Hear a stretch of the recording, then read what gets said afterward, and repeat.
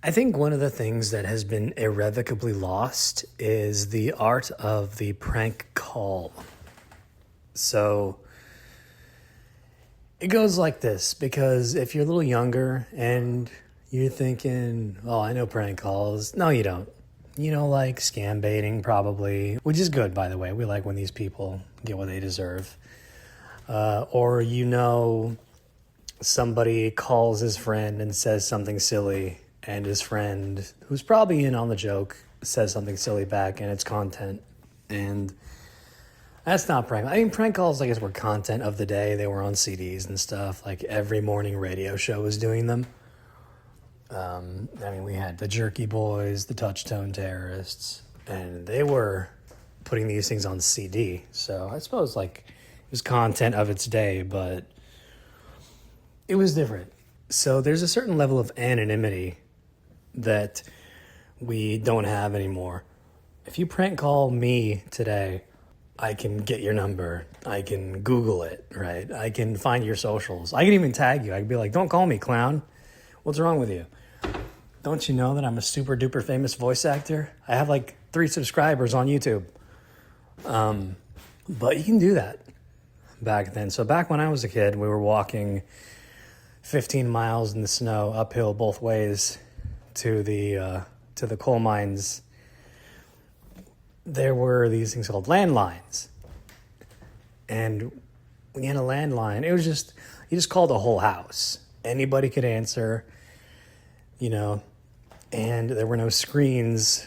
There was I guess caller ID was kind of a thing, but it was more of a luxury than how it's more ubiquitous today. Same thing with Google, right? Like it was much more niche, like some people had it. All of that to tell you about this one time, my friend Mike, I was probably 12, 13 at the time.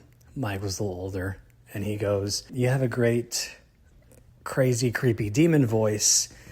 Do that demon voice and call this number and read this script. And I mean, I was a weird kid. He was an older weird kid. I wanted to be cool. So, what was I going to do? Say no? So I did. I called. I took the lines he wrote for me. And at 12 a.m. exactly, I called this number. And the person on the other end of this call heard this. Hello, mortal scum. This is Danny from Cradle of Filth. I am the voice which heralds your coming fall. I am the maggots that squirm in the womb of your wife. I am the creature rising from the puddle of your daughter's first menses. Abandon all hope, for darkness approaches, and it is inexorable.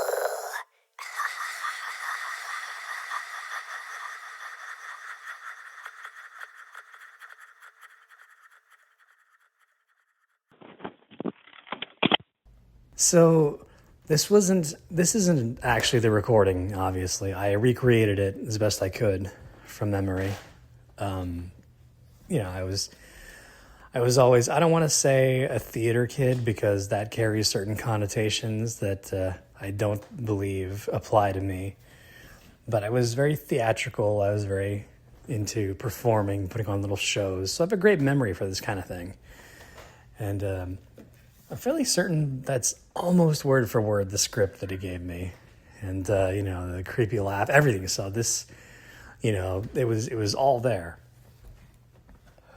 And the next day, Mike, he calls me and he goes, "Hey, why didn't you do the thing? Why didn't you call this guy and do the prank?" And I was like, "I did." And he goes, "Really? You called 465 blah blah blah blah?" And I was like, "Oh crap," because I didn't. I called 464 blah blah blah blah. So the person that received this phone call at midnight was completely innocent. He wasn't connected to either of us. He had no context. And so he probably just thought, he's just like, what the hell is a filthy cradle and why is it calling me? Is this a demon? Is this some kind of cult? What is happening? Is my family safe? You know? And he couldn't touch me. I was in his life for that 30 or 40 seconds, and then I was gone again.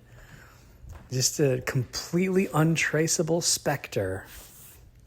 So, and that's not the kind of thing you forget, generally speaking. If you're not expecting that and you get that, you're telling that story forever. Hey, did I tell you guys about the time that a demon or a cult or some kind of British crazy called me? Yeah, Grandpa. You tell us every year. So, if by some miracle of circumstances, that guy who received that phone call is watching this video, I'd like to personally and sincerely apologize to you. This is 20 years ago, 20 some odd years ago. It was more than 20 years ago. And yes, that could not have been a comforting experience. And I don't do that kind of thing anymore. I've changed my ways. I'm much better behaved now. Well, a little better behaved now. Gosh, I hope nobody from church is listening to this. And and I hope that your life has been great these past couple decades. I hope you were able to shrug off and or move on from this experience, and that you have many strong and beautiful children who have, by this point, probably grown up old enough to have strong and beautiful children themselves. I am sorry. God bless. And God bless you, whoever you are listening to this, even if you're not the guy that got the call. That's all.